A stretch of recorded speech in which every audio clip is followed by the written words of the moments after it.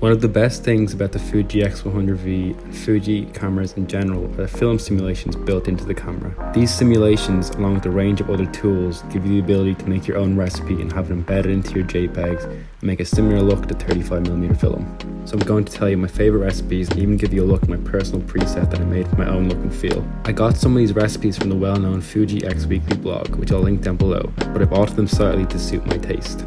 Everyone will have their own taste and needs when it comes to recipes, and mine are ever evolving. When I first got the camera, I was really only using the straight out of camera JPEGs and leaning towards recipes that were very film-like, with low contrast and heavy grain. Now I tend to use recipes that are much more natural and subtle. I've even started using the raw files more and editing them to look more like images that I shoot in my Canon R5. The main recipes I use are Portrait 400, Gold 200, and then two that I made myself, which I creatively named Alex 1 and Alex Raw. I'll include the settings I use for each recipe along with a sample image for each recipe now. The first two are exactly what they sound like, emulations of two of my favourite films. My personal ones are quite similar, however I am constantly altering them to fit what I have in mind for an image. I mainly use the Alex Raw recipe when I know I'm more likely to use a raw file of that shot. In this video you'll see some images from an evening shooting photos in Hoth, along with some iPhone clips to show what the scenes look like without film simulations applied. There'll also be some other images from the last month or two with this camera. If you get anything of value from this video, please subscribe and like, as it does help, and leave a comment letting me know which recipe you're currently using.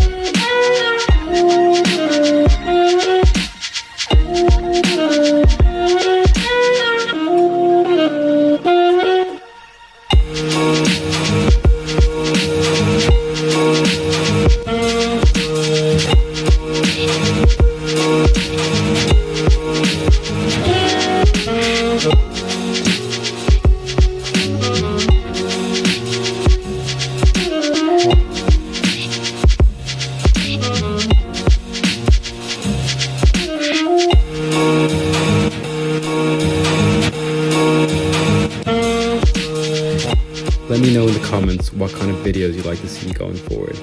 I have a few more videos in mind about the X100V, including what filters I've been using with it, how I use it alongside the R5 on jobs, etc. And going forward, I want to make behind the scenes videos from projects and shoots, so make sure to subscribe. There's an exciting few months ahead for this channel. Thanks for watching.